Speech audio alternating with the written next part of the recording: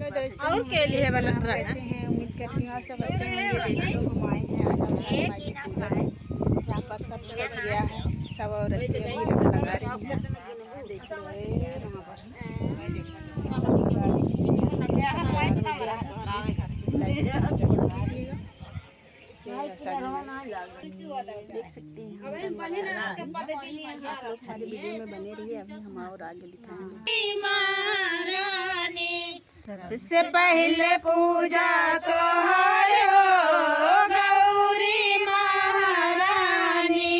सबसे पहले पूजा तो रामा से पहले लक्ष्मण से पहले, रामा से पहले लक्ष्मण से पहले, रामा से पहले लक्ष्मण से पहले, से पहले तो गौरी महारानी। सीता से पहले तो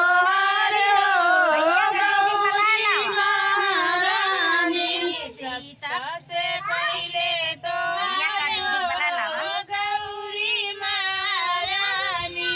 पूजा तो गौरी महारानी।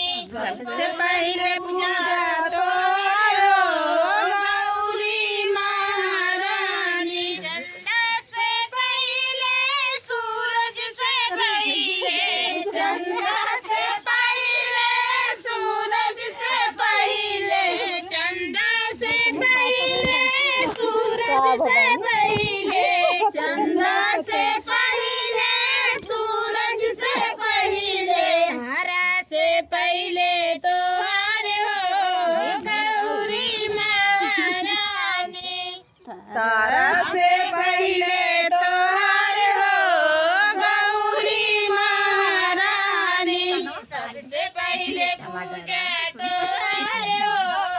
गौरी महारानी। सबसे पहले पूजा तो गौरी महारानी। खोला सुहागिन चरवायो शनि मैया को भरई है। खोला सुहागिन चरवायो शनि मैया को भरई है। बिंदी चमन को मैया गई है।